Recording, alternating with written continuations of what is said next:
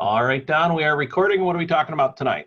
Well, we're going to talk about overwintering, but next month is Christmas coming up. So you see the hat, that's a good stocking stuffer. And we got these nice t-shirts. We got bee suits, and it's all bee related. Just get a hold of my bee man over there. He will take care of you. And another thing is we've got our other location up and it's getting ready to start running. So I'm going to put a little notice out on this chat that I'm looking for someone for framing, doing a bid work on completing the house. Sheetrock work, plumbing, electrical, I want to try to get it all farmed out. And we are expanding out about probably double or tripling our size because we can't keep up with our orders as it is. And if you haven't ordered bees or put your order in with either myself or my son, you need to do that as soon as possible.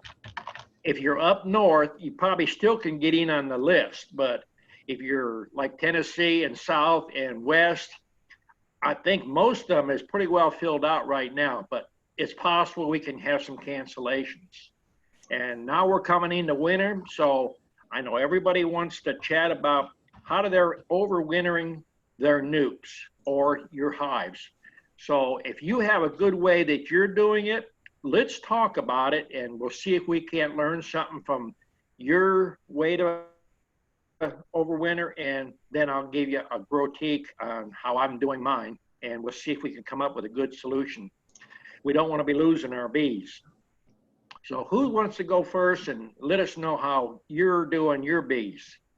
And let us know where you're at and how you're doing it. Get those hands up if you have a question or comment for Don, please. Looks like Greg's going first. Go ahead, Greg. Unmute. There you go. Well, we've got ours overwintered, and we've been fooling around with a couple different methods to kind of see what works.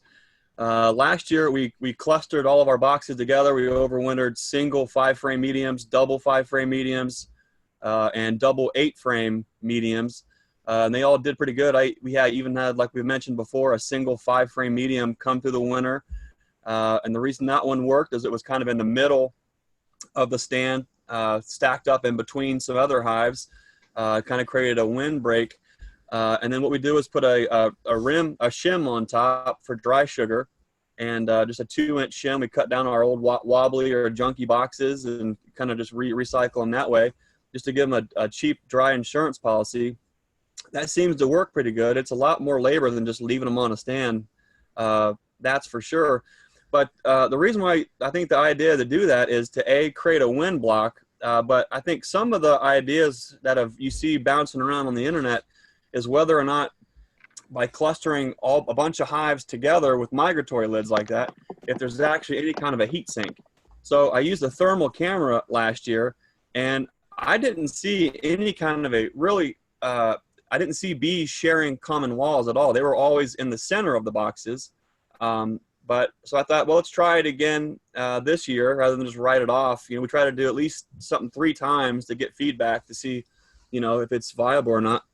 So this year we got them all stacked together and put the FLIR camera on it again to take a look.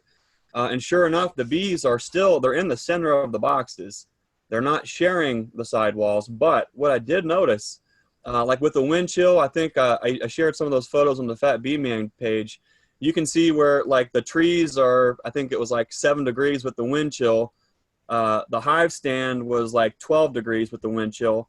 But the space right in between where the boxes are, you can see all the heat, and it's like 5-6 degrees warmer. So that is some kind of a benefit, I'm sure. How much reward there is for all that effort, we'll kind of monitor that and see. But I guess worst case scenario, it provides a windbreak, and it gives you an opportunity, like for us, if we have really weak boxes, single 5-frame boxes, it gives an opportunity to stack those up on top of each other and kind of sandwich them in, and it kind of increases the odds, I would think, on them losing so much heat. So that's kind of what we're doing with ours. We'll report back and see, how much of that thermal gain or loss there actually is, and see how beneficial if it is, or if it's just a bunch of extra work. So that's kind of what we're doing. All right, let me jump in there. And for people that doesn't understand what Greg is trying to explain, it's described as an emir shim. Now, I'll throw something out that people probably never thought about. People have a bad habit. Bee boxes have handles, but people have a bad habit of sticking their thumb down in the box and picking it up on the end. And they break off the top part, which is by the frame rest. So what do? You throw these boxes away. The smart thing to do is go to Home Depot or to a place where they sell saw blades like Harbor Freight, places like that, and buy a flooring blade. It's got about 8 teeth in it, and it's made to cut through hardwood and metal. Stand those boxes up, and you can get about 4 good cuts, 1.5 to 2 inch cuts out of them instead of throwing them away. Now you've got an emir shrim. And you can also drill a hole in the front and the back, throw a screen on it for ventilation. It's, you know, I'm going to tell you things to save money because I'm cheap. I don't like to throw things away. So that's another purpose to recycle or repurpose these boxes. Okay, has anybody else got something they want to jump in with? That's what we're here for, share ideas. Yep. Pat, go ahead. Yeah, hi, everybody. I'm in southeastern Virginia, right on the North Carolina line, and about 50 miles from the ocean. So we have some days are cold and wet, and some days are a little warmer, depending on which way the wind's blowing off the ocean. But I'm in the middle of a open field. I don't have any trees. I don't have the luxury of a little pine thicket because I don't have any trees. It's all field that the farmer is actively farming. So I put up a 6-foot privacy fence. I have 15 panels across to give me a north windbreak. And that, I think, is one of the most important things for me, is that windbreak. And it's about 3 feet behind my hives. So they still got air movement, but they don't have that howling north wind. And like tonight, the winds are 40 miles an hour out there, and it's from the north. So it's a cold, icy, wet wind. And that can do a lot of damage to a hive, but that privacy fence gives me a good wind block, so it solves some of that problem.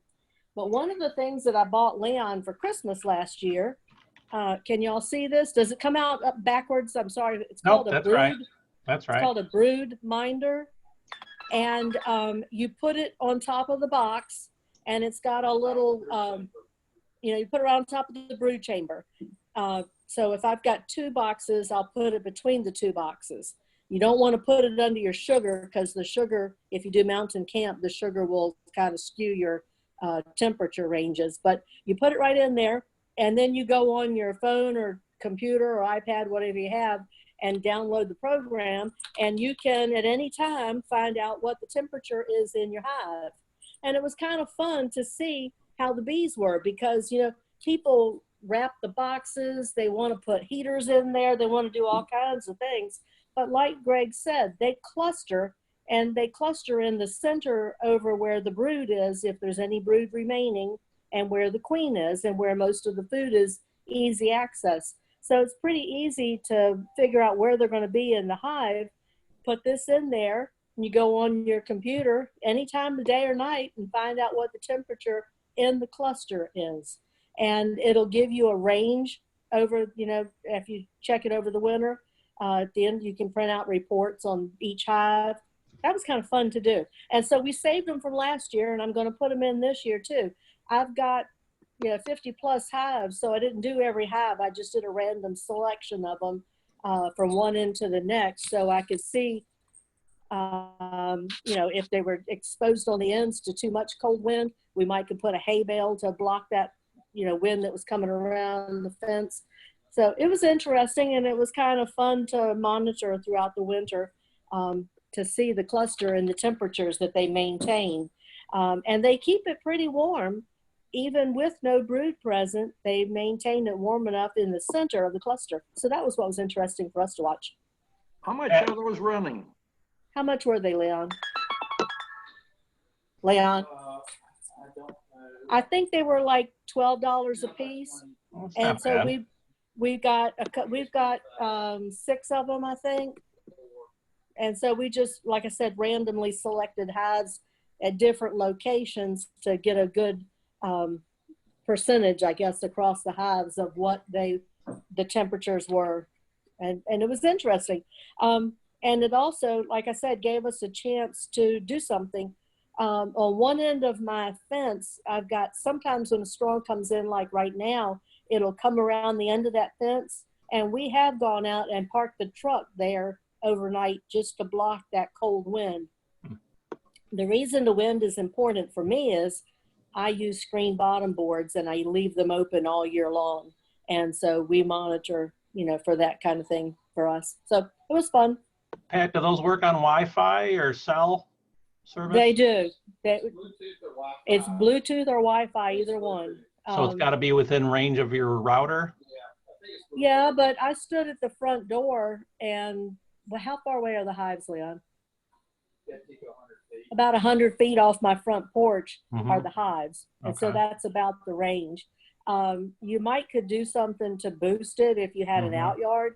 I don't know all that. You'd have to look that up with them, but Right. I'm sure they offer something because everybody has out yards. Right.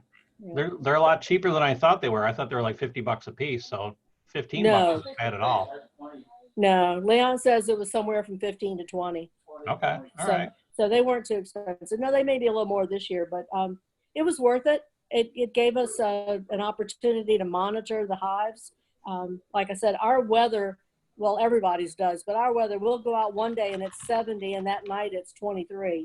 And so, to be able to know with confidence that they went back into cluster and they're okay out there was kind of good. All right. Cool. All right. Over to Ernest. Go ahead, Ernest. Hang on. You're still muted. You got to do it on your end. There. Nope. Still mute. There you go. Okay, good evening, everyone. Good evening. I'm in Coatesville, Pennsylvania, and I'm trying a little something different. I think I mentioned this a couple of weeks ago, but I'm putting 1-inch foam board on the north and west, and the south and east I'm putting building paper on. So I'm just trying it this year, and I got the migratory covers on, and I built a 90-degree elbow and put on there for ventilation. And when I first built it, I just insulated the outside. When I used one of them, I noticed it was sweating inside and dripping. So now I got the inside and outside both insulated, so it ventilates. And I also got a candy board. I built made candy board, and I put a little bit of fondant or a little bit of pollen in it, not very much, until January. And I got that on them, and so hopefully I'll get them through the winter. I just hit them again with the oxalic acid. I hit them again, I think it was on the 5th. So hopefully they're in good shape for the winter. So we'll see how it goes. If it does, I'll have plenty of bees to sell next year. That's the plan anyway. Yeah. Okay, I guess that's all I have. All right. Let's see. No other hands up right now. I will share one experience I had last winter. I know a lot of people try to do them in deeps or double deeps up here. Last year, for an experiment, I put out about 5 nukes just to see if they would overwinter, and those turned out way better than the deeps and double deeps did. Like Don had said for years, that they're heating that space up, and trying to heat a mansion versus a 1-bedroom apartment is a lot easier to do. And they made it through with flying colors on the nukes, but not the deeps and double deeps I had. They could struggle a lot more. Now, we mentioned several ways to, some people up north want to wrap their hives. There's a lot of ways to make a wind block. You can do it with some 4x4s. You can basically drop some 2x4s in the ground on an L shape. You could go to the home improvement stores and you can buy lattice. and it's in the little squares or diagonals, and you can buy some landscape material and you can staple that to it. I mean, that's another way. You can do the black tarp. I mean, there's several ways to make windbreaks, and a windbreak, if you got a lot of wind, if you don't have trees, it's something, you know, even if you're using the windbreak year round, you can use that lattice and camouflage it with green and black paint, and it's less visible to neighbors if you're in like a subdivision where you're limited to a few hives, and your hives automatically start growing, and you go 2 to 3 hives to 10 or 20. So that's another way to kind of camouflage your hives. You can leave it year round. So maybe somebody else has got some good ideas there to share. John Zirkle, how are you doing with your hives? What are you doing for overwintering? Oh, I'm gonna try the do nothing and starve them method. Now, I haven't wrapped for 2 years because I think the bees are very good at controlling their environment. Right. And the more stable you can keep the environment around them, the less they have to adjust. So what I'm concerned about is drafts. So I make sure that I tape the seams, which I'm late on this year, but I tape the seams. I have some that are solid bottom boards, some that are screen bottom boards, and I keep the little shim in the bottom of the open screens all the time. I don't leave them open. I close them with that piece of paper, and that's pretty much it. And make sure I have a little fondant on the top and check in when it's warm enough a couple times during the winter. And then oxalic acid as much as you can. I really think that's a year-round treatment anymore. I don't think you can just do it at certain times. I think, Don, you do it several times, almost every month, don't you? Well, we try to, you know, I've mentioned on quite a few different chats, when it's about 50, 55 degrees, you see bees flying. I mean, you're pretty safe to go ahead and fog them or to vaporize them. Yeah. But, you know, I've seen my bees flying at 41 degrees. But personally, I would try to wait to 50, 55 degrees. Okay. And you can do a lot better that way. Yeah. Now, I'm not a big fan. A lot of people right now, they're posting about putting cedar, putting shavings and stuff in a box on the top of the hive. I'm not a big fan of that for the simple reason is the sawdust, the shavings, it gets wet.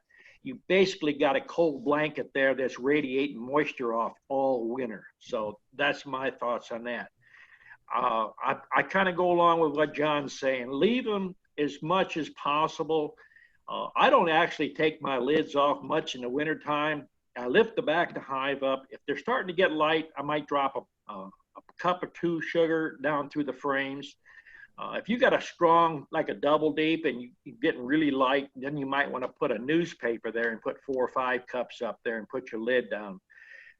Whenever you do that method there, make sure that your lid is sitting down on your box, because if you put 3 to 4 cups full of sugar there, you make a mound and it's going to hold that lid up. And then, you know, on a warm day, you're going to get bees from another hive coming in there starting to rob and cause you more problems.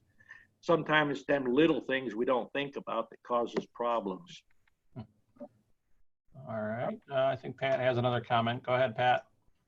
Well, I was going to say that I do the mountain camp method. And so what I do is I put honey in each, I have 8 frame mediums. I put honey on the outsides, brood in the center. I stack my boxes. If there's enough bees for more than 1 box, I try to get them in the smallest configuration that they need for the amount of bees that are there, so that the brood stacks on top of each other if I have more than 1 box. And then Mountain Camp put a sheet of newspaper down, pour a 4-pound bag of sugar on it, and we mist it as I'm pouring to give it a little bit of a crust. And that does a couple of things. It absorbs any excess moisture because it's right above the brood. It also helps to hold in a little bit of warmth to them. And so it's easy for them to go right up from the brood to get some of that dry sugar and go right back down. They don't have to go out and uncap honey and warm it up. They can just access that sugar. So you'll hear some people call it emergency feed. It's not emergency feed. It's feed for the winter. They have honey. If it's warm enough that they can have the honey, they'll go to it. They'll prefer that over the sugar. But the sugar's there if it's too cold for them to access the honey. And like Don said, watch out that your lid is down closed. If you have some people still run the inner covers. If you have that with the hole on it, make sure that you've got it pushed back so that it closes that off, because I've got ventilation in my shim that goes around my sugar. And Don told me something last time that I hadn't thought about before, because I was putting the shim with the hole to the back, thinking that I was, covering it up that way. And he pointed out that I've got the entrance down at the bottom and the hole up at the top and at the back. So I was basically making a wind tunnel. And so I had never thought about that. So I turned the inner cover over and closed that hole up so that that wind is controlled. I want them to have ventilation. I don't want them to have wind going over them. So we make shims. We've got ventilation holes that are screened. The shim goes right on top of the box, and it's about 4 inches tall. So with the box and the 4 inches, it's just enough to cover the sugar, and then put the lid on. And we check it about once a month, because they do eat it. And each hive is different. Hives side by side, one hive will completely devour all of the sugar in a couple of weeks. The hive right beside it won't touch it all winter. So you just have to check it. And then any day that it's above 45 degrees, we put some sugar syrup out at a feeding station about 10, 15 feet from the hive, so that I don't have that excess moisture inside the hive, but if it's warm enough, they can fly out and get some if they need it. And we do that all winter long, anytime it's above, like I said, 45, just an extra little something to boost them up to get them through the winter, because a lot of people's hives starve out in February around here. We get a little warm spell in February. We'll have a week where it's 75 degrees, and those bees get really active and they eat a lot of the food, and people think, oh, okay. And then we get a snow and ice storm, and people lose their bees because they ate all the food during that warm snap, and nobody checked to see if they need any. So you got to check on them all winter. Just lift that lid a little bit, take a peek in there and see how they're doing, and put the lid back down quick on a day that it's 45, 40, 50, something like that. Okay. All right. Over to Brandon is one of our new guys. Go ahead, Brandon. Sweet. So I got all my hives in 5-frame nukes, and one of them is still in an 8-frame deep. And yeah, they're all deeps. But and I got them set up the same as you, Don. But I'm going into winter, and I don't have hive top feeders. What I did was I have bottles of honey on top. Is that where near going to be good enough, you think? Where are you at? Tennessee. Yeah, you should be all right. I mean, we're running buckets in South Georgia right now. Yeah. I mean, but we have a small hole in there. It's about it's about a 16 gauge staple poked through the hole. Is and that we're using one hole. just one? I got the 250 going through there with the 2. Staple. Well, as long as they don't get too much, that's the main thing. What color buckets? Are you using buckets or what? No, they're just bottles on top, man. Well, did you drill a hole or did you punch a hole? How'd you make the hole in it? It's like a Gatorade bottle. It was Yeah. actually a cola bottle, and we stapled it through and took the staple. With 2 holes? Yes. As long as you got good thick syrup there or honey, it should be all right. Yeah, it's pretty thick honey. Yeah, it's the cheapest way to feed them, once you start getting, several hundred hives, you got to find some way to feed them that's going to be uniform. If you're going to go buckets or Gatorade bottles or Powerade bottles, whatever you want to do. Right. You can't use water bottles, Coke bottles, and a variety of different bottles because you have the bottle cap, and then you drill your lid out, you got a various different amount of holes. Yeah, I got all these bottles laying around now, having to understand what you're saying, got to have it all uniform. Yeah, that's the main thing. Keep it uniform. I got you. That's the whole thing. You should be good. As long as your honey doesn't crystallize, Brandon, that could be a problem. I'll have to keep an eye on that. I don't want that to You happen. might have to bring them in, warm them up, and put them back out again or something. I got you. Yeah, will it get too cold for them to be able to take it? When will it get too cold for them to take it? Will it? Can that happen? Well, if it's really cold, yeah, if it gets down to 40 degrees or, 38 degrees, they're going to cluster. They're not going to come up and get it. Gotcha. The main thing you have to watch is, if you have syrup in there or if the honey's been diluted, you're going to get dripping and then you're going to get it on the cluster, lose them that way. I may want to do some sugar shims then. There's a lot of ways to go about it. I'm not saying one is much better than the other. You're going to have to do what works the best for you. Yeah. We're doing several hundred in a yard, so we have to do something that's fairly uniform and something's fairly fast. I got you. And see, we don't even cut syrup. We're using a 5-to-1 ratio, and uncut, it's just like thicker than Carol syrup. So, and Yeah.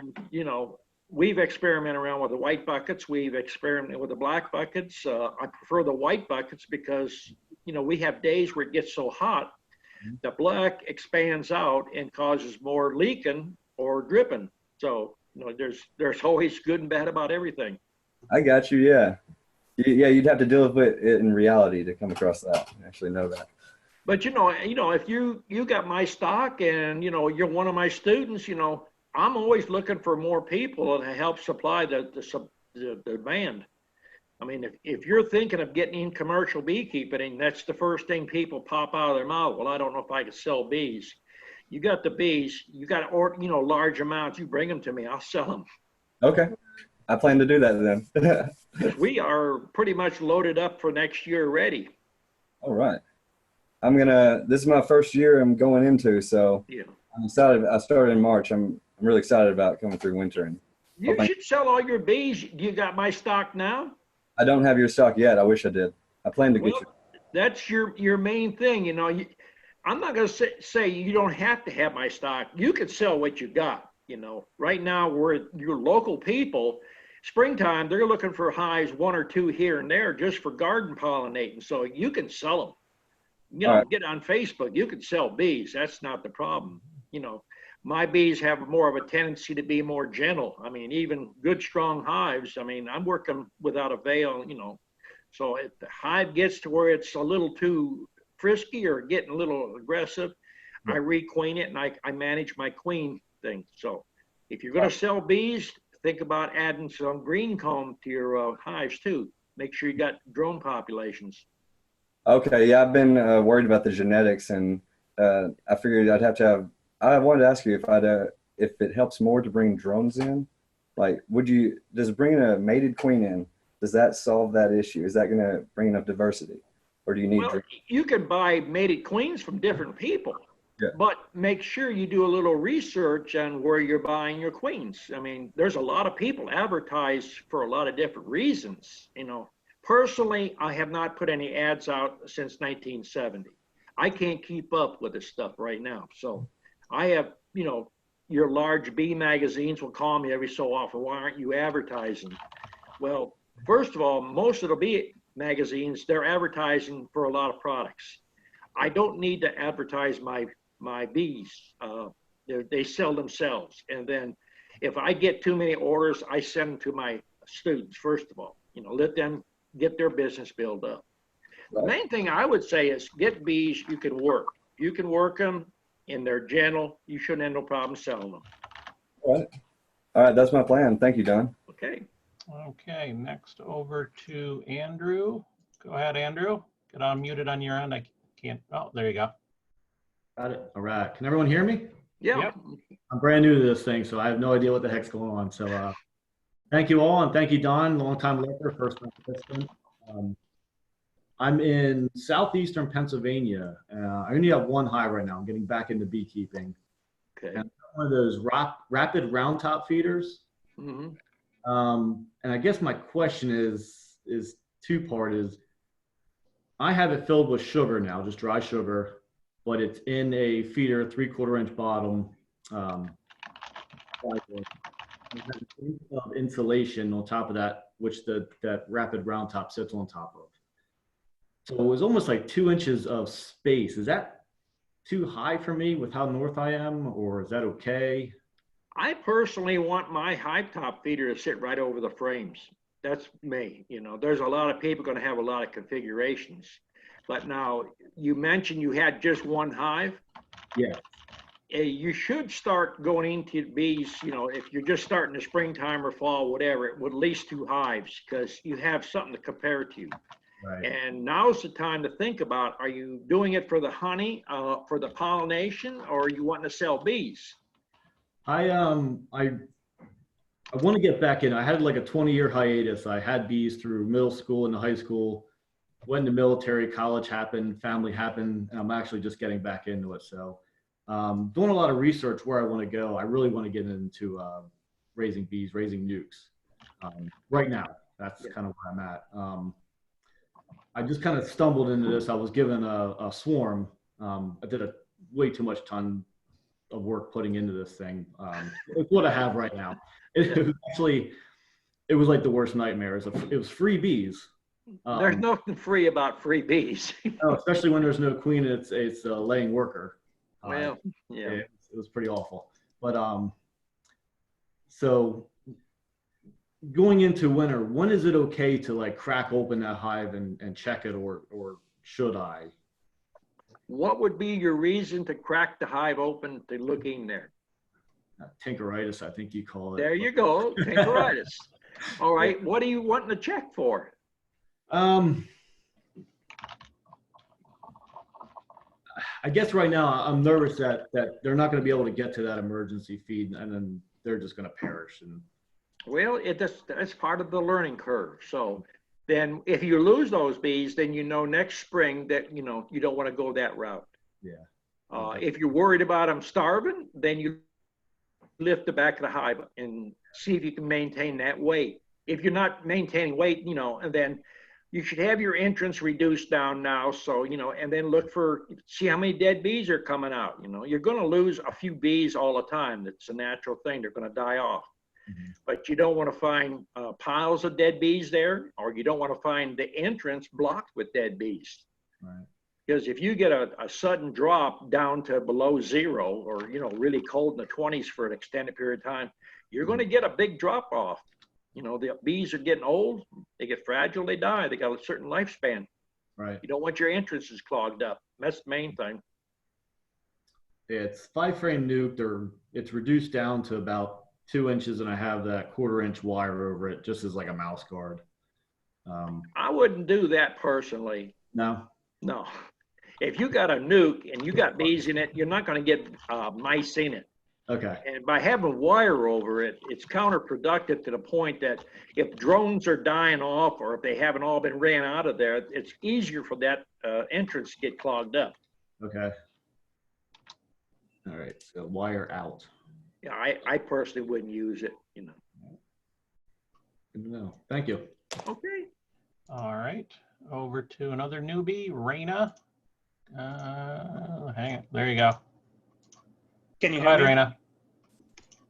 Can you hear me? Yeah. Mm-hmm. Don, just a question about the size of the buckets you use. Do you use 1-gallon buckets? Well, it depends on what you're trying to do. If you're just like, you know, backyard beekeeping, got 2, 3, 4 hives, go to, you know, your supermarket and get some frosting buckets and drill you a hole in the top. It's going to last a short period of time. Some of them they got a small little O-ring gasket, and some are made now without the gaskets. But we use a 1-gallon bucket, and there's no seal in it. And you hammer the lids on. And once you hammer them on, there's basically a zip that goes around the side, a piece of plastic you pull, that opens the lid up. But we drill out our lids, and we have a plug that goes in there, because you have to open that plug up a lot of times to fill that bucket up. And the plug is going to wear out, or it's going to get worn off. It won't seal good. So, or the little pull where you put your finger through will pull out. So, you know, on the small plugs, I think my son said they're 10 or 11 cents. And I think the ones Greg brought down for me, I think he said they're 25 or 30 cents a piece.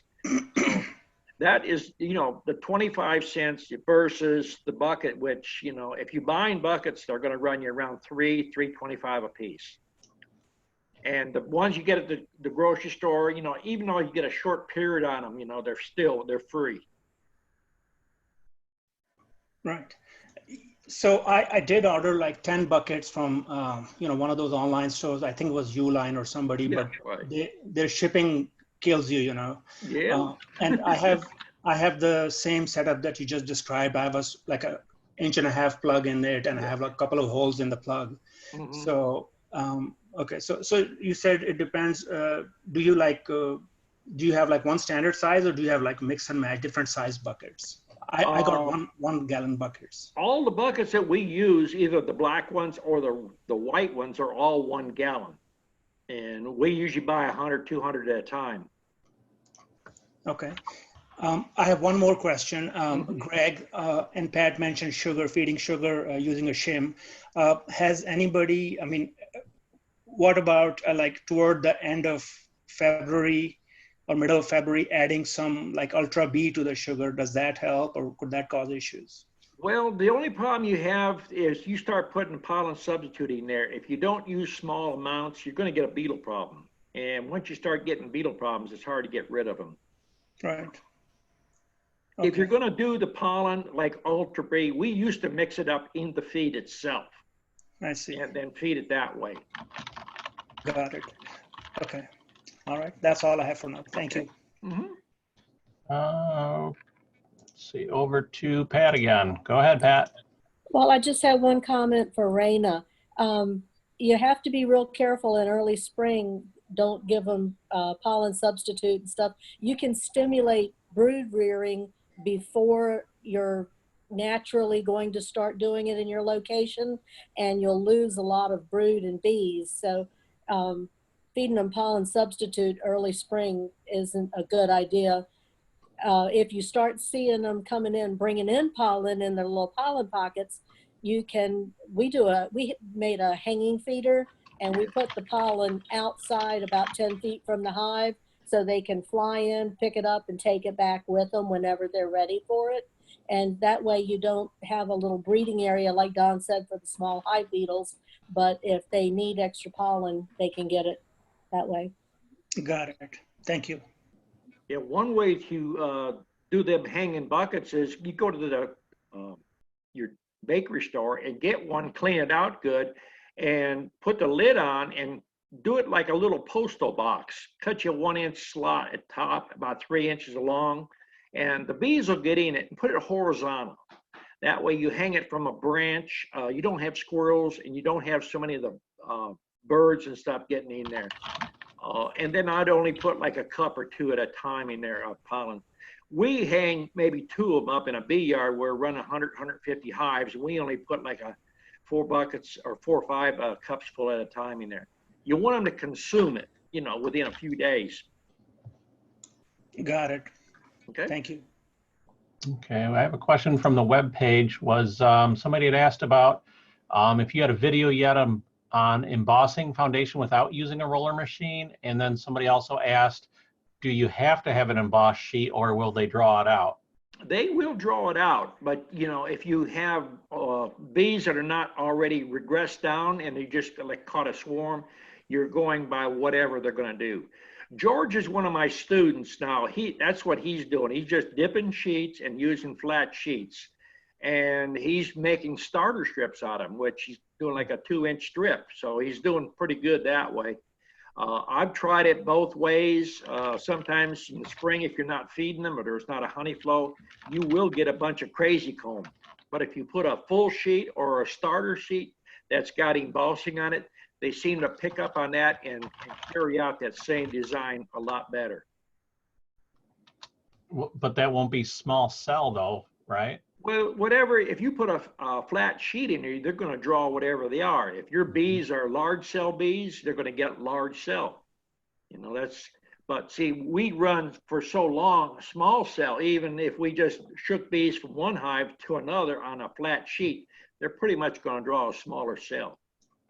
Okay. The bees are actually visibly smaller. When people have bees and they come here and they look at the entrance of the bees that coming in and out, they make that remark. The bees are so much smaller than the ones they have. Okay. No other hands up right now. Get those hands up, people, if you got questions or comments. Can't learn if you don't ask. We don't want to listen to Don all night. Come on now. They wait All for right. me to leave to talk. We will. Back to Andrew. Go ahead, Andrew. Oh, I'm unmuted. Okay. So getting back to supplemental feeding. So are you guys feeding just sugar and sugar syrup, or I'm sorry, honey and sugar syrup? Just mix the 2-to-1 at this point, not on the hive, but like outside of the hive. So if there's a warm day, they can get to it. I'm not feeding much on the outside in the springtime. You know, what we're basically doing now is we're talking about, you know, overwintering, and, you know, if you have an emergency feeding, like if your hive is starving, you could pull a frame or two out and take a honey bear and shoot honey in there, or thick syrup, you know, at least a 2-to-1 or 3-to-1. You don't want to get too much moisture in there. That's ways to feed them. Okay. I must have misunderstood. I thought when it like got these warm winter days, is there like outside feed that they're providing, or is everyone just doing internal Most feeding? people, what we're doing, like going through the winter, we're doing for emergency feeding. We're putting dry sugar on top of the frames, or we're putting a mountain campfire. That's what we're basically doing. Okay. Kind of dump like If you got one hive, it's highly you know, I wouldn't suggest at all doing any open feeding with one hive outside. Usually when you feed outside, it's quite a few hives. hopefully next year I'll have many more. Well, hives. bees multiply and store honey. That's the main thing to do. Yeah, not if they don't overwinter. Thank you. Okay. Okay. Over to Jimmy. Got on mute on your end there, Jimmy. Okay. All right. All right. Hey, Don, how are you? Okay. I'm doing the kind of like what Greg is doing on the feeding shim. Mm-hmm. We built them out of just I think 1x2 furring strips. They Yeah. seem to be working well. But I have a question. I heard someone a minute ago said they were still open feeding. I don't know if anybody is open feeding now. They maybe on warm days they might supplement that, but I don't think they'd be doing it on a regular basis. Okay, my question would be, if you don't want moisture in the hive, and they're bringing in sugar water right now, thick sugar water, wouldn't that introduce moisture? Yeah. Mm-hmm. In the hive, because they wouldn't have time to cap it with it being cold at night. Well, see, that's why I'm doing like a 5-to-1. Okay. Right, Gotcha. we don't cut in the wintertime. In fact, in the springtime, we're not even cutting. Okay. And then another thing, you probably haven't been on other chats. I'm a big fan of drilling 1 1/8 hole in the front of each box, all the way up, no matter how high they are. And on some of the brood chambers, we are using an 1 1/8 hole in the back too, with a screen on it. Okay. Too much ventilation is not going to hurt, but not enough is going to get too much moisture in the hive. Gotcha. So all feeding now should be dry sugar, pretty much. Pretty much dry sugar, or you can put a frame of honey in there if you got honey. All right. Okay. All right. That's all I had. Cold, they're not going to come up and pull liquid this time of the year. Okay. Gotcha. Mm-hmm. Okay. Over to Amir. Go ahead, Amir. How's everyone this evening? You kind of just answered my question actually about the 1 1/8 hole. Yeah. I always keep the plugs that I drill out, Mm-hmm. and my question would have been, if I just took those plugs and stuck them in the hole, at least maybe even in the back hole. I've got front and back. Would that help them preserve some of the heat in the hive? You have screens on them? Got screens on them.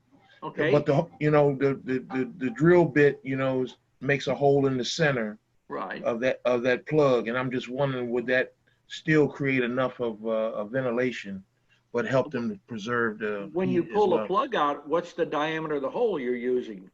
1 1/8, like you just 1 said. 1/8, and you have screen over it? Yes. Okay. And how long have you had bees with the box like that? Since the springtime. Well, have you gone out there and looked without the plugs? Haven't they started to put that red propolis on? They haven't. I haven't really seen propolis. I tell you what I saw. I got a hive top feeder with a hole in the top, where on the bottom board, with a screen on it, and a hole in the rear, like Pat was saying. And I see propolis on that inside board, on that bottom board. And I was using one of those Man Lake feeders on my 8-frame. Are you using regular screen bottom boards? No, I got solid bottom boards. Solid bottom boards. Well, if you got a screen over the holes, if you've noticed this time of the year, or even in the summertime, they will start to propolize that screen shut. Mm-hmm.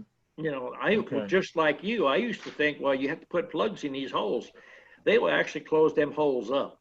Okay, when they need to. Yeah, Right.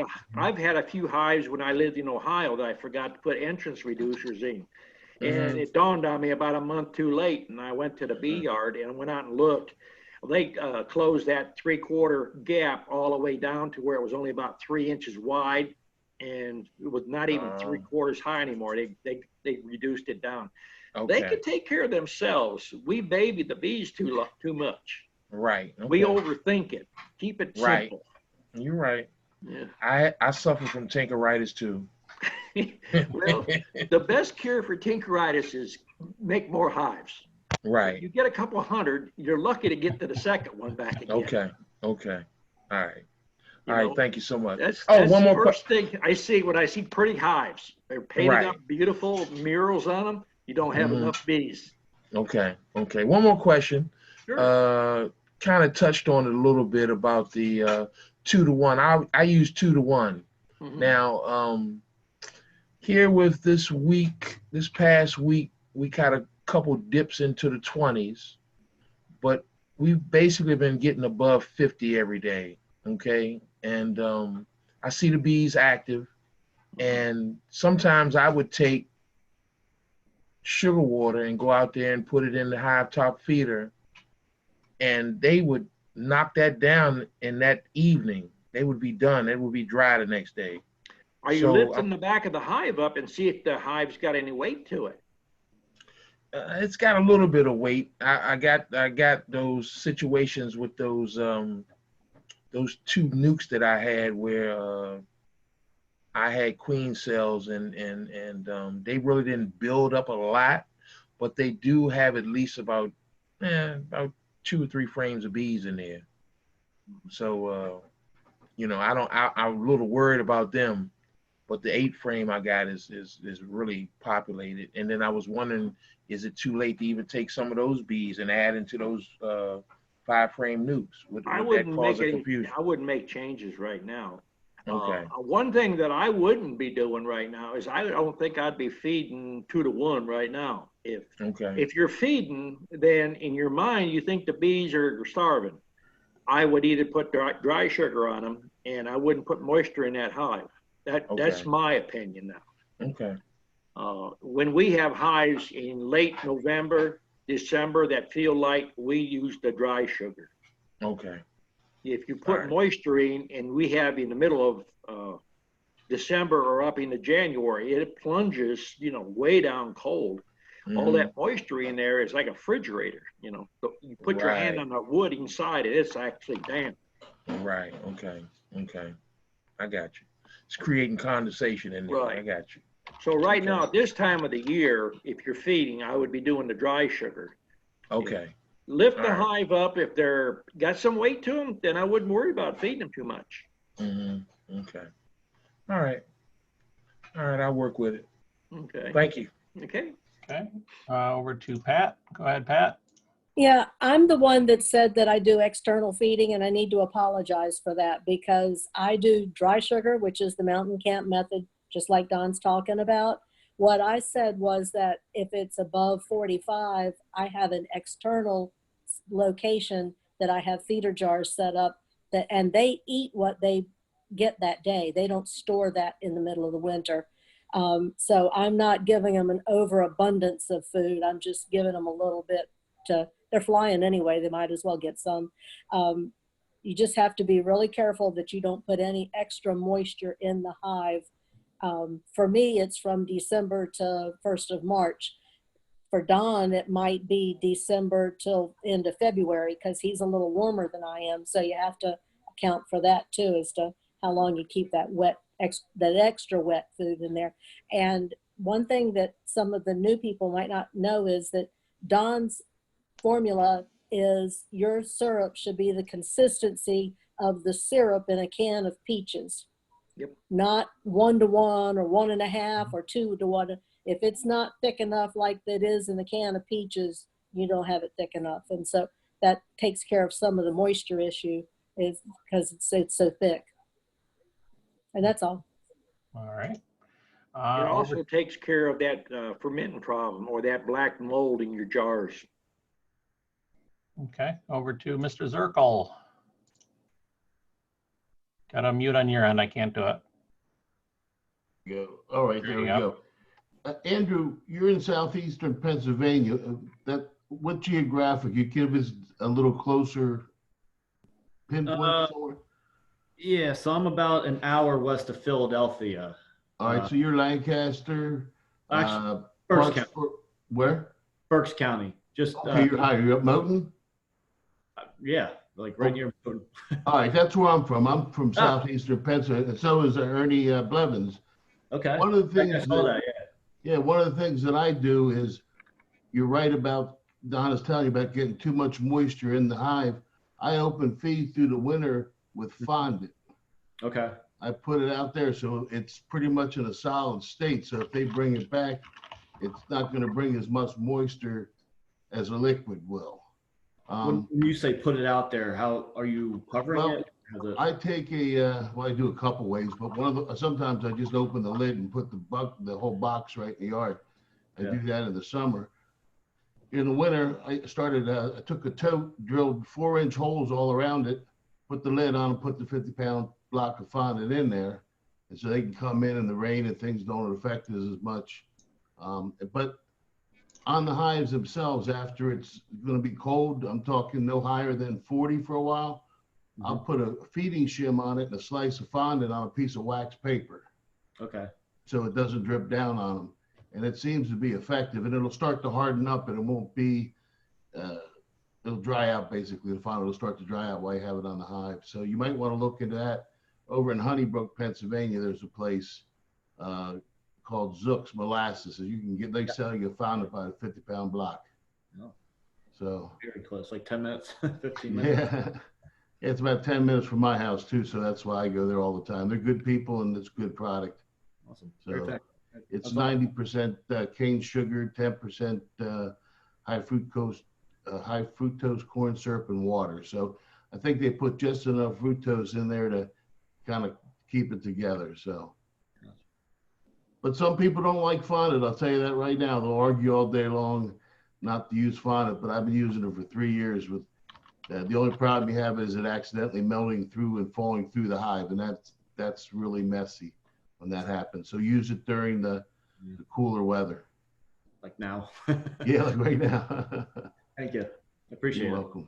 You know, another thing you can do too, if you want to do some open feeding and if you're worried about your hives, is you could take a hive and put an empty hive and set it in your bee yard with, say, several quart jars or pint jars of that crystallized honey. Just take the lids off, set them in there and put the lid on that hive and just let it sit out in your bee yard and they'll find it. And they'll chew them crystals up and they'll haul the crystals back to the beehive. I mean, that's another way to get rid of that, unless you're going to make meat or something like that out of it. But, you know, feed the bees that old honey. Yep. Okay, over to Dwayne. Dwayne, go ahead. Oh, you got me unmuted. Yeah, we had a little cold snap come by here. What was that, last week or something? It was the same one Greg had to put up with, but it got down really cold there for a couple nights and one full day. Well, the day before that, it was pretty nice. So I go out there being a good little beekeeper and popping tops, checking everybody out. And one of the nukes, by the way, the bees in there come from you, but they had like, they were crazy. There was just so many of them in there and they had plenty stores and everything. But when I pulled the lid up, about 4 or 5 big old drops of water fell off and I freaked out. So I go around with all my lids and I take it's a piece of wood about the size of a popsicle stick and just prop the lid up because, well, there's like 100 hives out here. So I was kind of in a hurry and I just propped the lids up on all of them. And now that it warmed back up a little bit and the bees are moving around, it seems to have worked. Is that something you think I can get away with all winter. Well, I don't know why you'd be getting so much moisture in. You don't have no ventilation in your boxes? That one box, the one I had the moisture in, it was a double 5-frame, Mm-hmm. one on top of the other. And it was just loaded. The rest of them actually had feeders on them. The ones like you used, I got from you. I had that on most of the nuke boxes, and those were fine. But like I said, I went through all my big boxes, nuke boxes and everything, and we started either putting feeders on or shims or something. But one thing I did do when I made some shims, instead of having the hole just drilled straight into the wood, Mm-hmm. like at a 90-degree angle, I tilted it down. Yeah. I had one where the wind gets a little crazy around here sometimes, and I just didn't want it to blow in the hole and run in. If it's going to, I wanted it to run out. I just want to see what you thought about propping them up like that when I was. Well, the one way you could get ventilation if you don't want to drill boxes, you could take thumbtacks and put a thumbtack in the corner on the front on each side. If you need more, they sell they call it upholstery tack, which it gives you about 1/4 of an inch. We used them one year and we had good, results with them. The biggest drawback is when you get ready to start doing your boxes in the springtime, you got to do a lot of scraping. They like to do a lot of propolizing, closing up those entrances and that. So the thumbtacks wasn't as bad. It gave it enough crack that you got a little ventilation, and it didn't seem to get the propolizing. But you just have to trial and error what's going to work for you. Since we're drilling out all of our boxes, that seems to work a lot better. Yeah, it was just one of those. Not enough of me to go around that day. Those lids, they needed to be propped up at the front. I propped them all up the back, so I did that backwards anyway, didn't I? Well, I like to leave all my hives leaning forward, Yeah. And then if you prop that front up, you're going to get a little better ventilation to it. Well, we'll change that tomorrow. Thanks. It's all trial and error. That's right. I should mention that don't use the big thumbtacks that are like, 1/2 an inch or so. He's talking about the smaller ones that, the round ones. Mm-hmm. Okay. Let's see. Next we have Elaine from Canada. Go ahead, Elaine. Good evening. Good evening. I've been enjoying your talk tonight, Dawn. Oh, we're not boring you, are we? No, you're not. And how do you say, Eleazara? Eleazara. All right, I got it. I always wondered. And you spelled it out, but it still didn't make sense to me. Anyway, that's great. So, as you may or may not know, I've been following you for quite a long time, and I was on one of your original broadcasts, and I have to say, wow, things have changed a lot with the Fat Bee Man, because this format is great. It really is. It's before it was like cutting in and out and that type of thing. So you must have got better internet. I got a better web guy. Well, isn't it the same guy? So my question this evening is, out in the Pacific Northwest, we're having a very late fall. The bees are still bringing pollen in. Every day. It's just pretty amazing. You're looking out there and they're bringing this bright yellow pollen in, and I'm thinking, oh shoot, they're really going through the food really fast. I lifted up a couple of colonies yesterday to kind of check, and I thought, so I'm thinking, well, okay, so is it a good time now to put on extra feed on top now, or wait until our weather changes? I don't know what would be preferable. The other thing we do here, which I know flies in the face of everything you're talking about, is usually on the 21st of December, or as close to the winter solstice as possible. In our area, we do an oxalic acid drizzle, 50 mil of oxalic acid onto the cluster. Yeah. And we, of course, try to pick a warm day. If it was a wintry, blustery day, you wouldn't do it, but as close to that time of year. So we're looking forward to doing that. But I'm just more concerned with the stores getting lean right now. Well, you're going to have to either put some dry sugar on there, or you're going to have to do about a 3-to-1 feed on them. And are you using high top feeders, or are you using buckets? I'm using hive top feeders. Okay. Make sure your feeders has got ventilation holes in them. You kind of got me at a disadvantage because I'm not familiar with your flows up there. I used to talk to a fella in Anchorage, and I was just getting used to it, and I didn't think he'd give up bees, but yeah, you just have to kind of watch that you have enough feed on there, and the configurations that you are using would probably be totally different than like what we'd be used to it in like in Ohio, Pennsylvania. I would think you get really cold winters there. You have what, better winters? You have really cold winters there. Oh, yeah, sometimes in Georgia here, we have some cold, wet winters, but sometimes, Ohio, they get that cold weather too up there. It's a little bit more drier, I think. Yeah. No, I'm not as far north as Anchorage. I'm just 2 hours north of Seattle. Yeah. So it's very similar to the climate in Seattle, just maybe a bit colder. So yeah, it is quite different, but it's interesting to hear all your listeners what they're doing. I've learned a lot tonight. This has been a very interesting. Going to put into some practice some of the things you've suggested. Well, it's a way we share information. I talk to people basically around the world, and we occasionally get people from many parts of the world that get on the chat here. So we have variations from one side of the globe to the other, but we try to learn from each other. Oh, for sure. So did you hear that one of those Asian hornets nests was in our area? No, I didn't hear that. We got a European hornet down here. It's not the greatest thing, but we have to kind of swat it, kill it when we can. Yeah. Well, these Asian hornets, I know they're like 5 or 6 times the size of a honeybee. Oh yeah.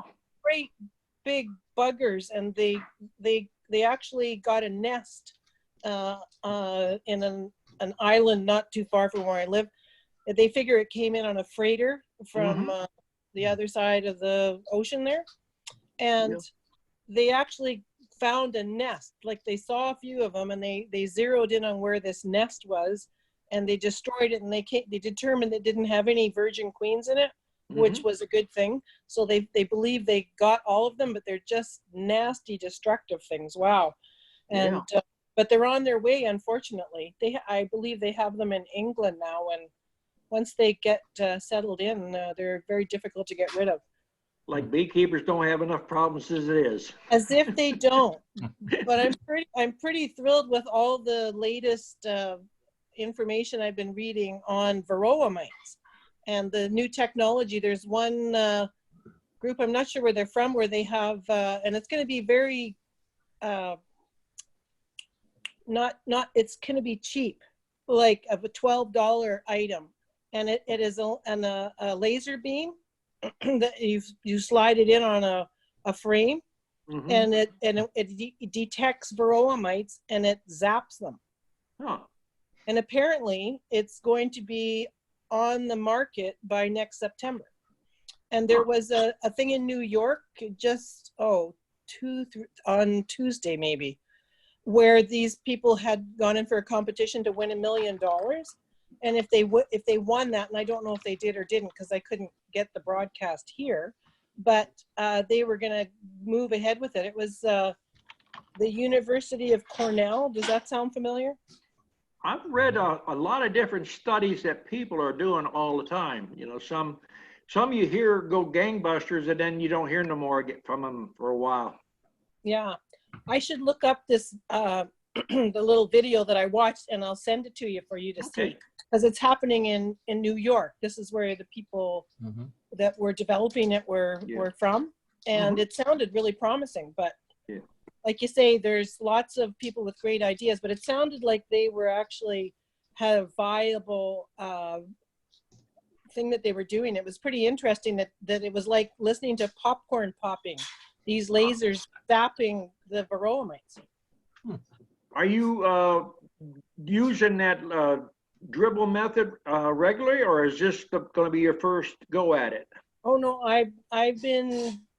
I'm only an 8-year novice beekeeper, and I've been doing it pretty much every winter since I started. So, you know, on most of my chats, you know, it doesn't come up too often. I don't suggest the dribble method because of the brood loss.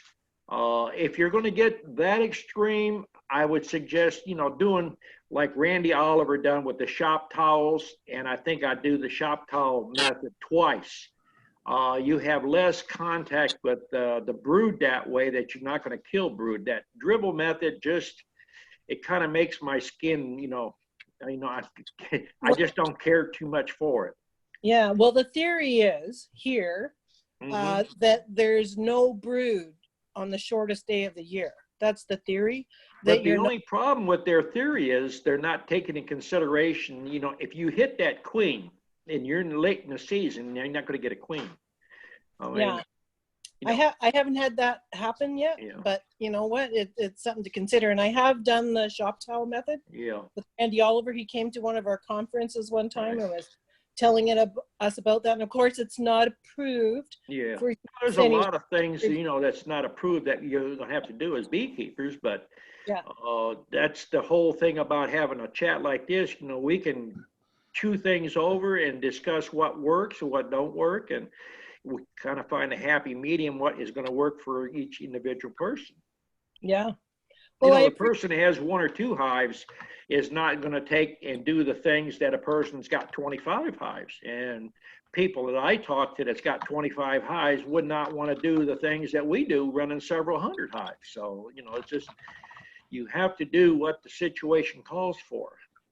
It's very true. And I have the good fortune of have 10 colonies, and they're right in my backyard, right where I look out my bedroom window and see them. Yeah. And so I can baby them a lot. Yeah. They get lots of my attention. So I really appreciate your words tonight, Don. Well, I'm glad you joined us, and thank you. Welcome. Come back anytime you like. Oh, that's great. Thank you. Okay. Over to Mr. Burns. I just want to piggyback on Don real quick. I know we're already running late there, but there's been so many really great ideas about what folks are doing with their hives, you know, what kind of results that they're finding. I still know what it was like to be a first-year beekeeper, and I can remember trying to ingest and intake all these ideas and try to figure out what's going to work and what I'm doing. And I just wanted to, it seems like common sense now, but just remind folks that context is so important. Scale is extremely important, and they're often both overlooked. It seems like common sense now, but if there's ideas and things that you're interested in that you've heard folks talk about tonight or on Don's page, don't be shy. Don't be afraid to reach out to them to learn more about what they're doing.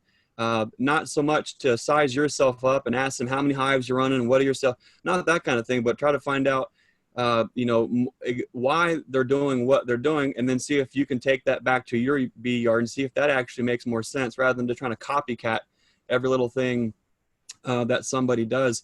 When we first opened up and when I was explaining, you know, kind of how we're going into the winter time, that's because we're selling queens and nukes, and we're downsizing in July and August, and we're going into the winter with super small hives intentionally.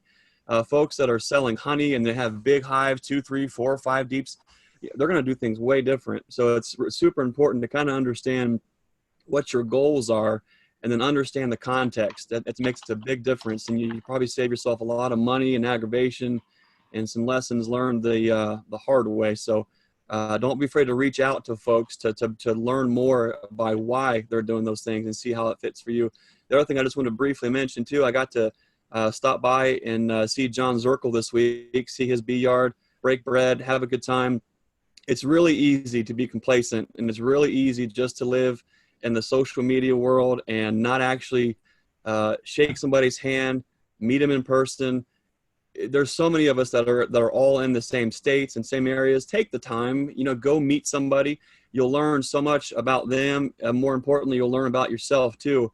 And you'll make real life face-to-face connections with folks. And at the end of it, at least in my opinion, that's what really matters. So don't be afraid to reach out to folks, learn from them, and break bread and go learn from them in their own bee yard. So thanks again for everyone sharing their ideas, and Don for having the platform here to we can all get together as a launch pad to do it for ourselves too. So thanks. Okay. And over to Mr. Blevins. Yeah, Mr. Blevins. Was Mr. Burns last week. Now it's Mr. Blevins.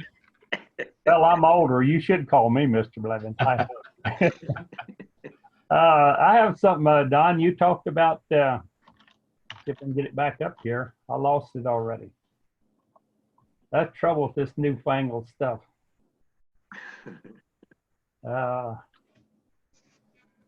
Here it is. You talked about the bees. I don't know where you can see this or not, how they propolize things shut. If you look inside there, you'll see 2 holes. Mm-hmm. That's enters. I didn't have a screen on it yet.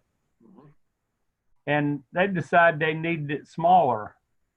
So these 2 small holes in there, they propolized that down to the way they wanted it, not the way we think they want it. Yeah.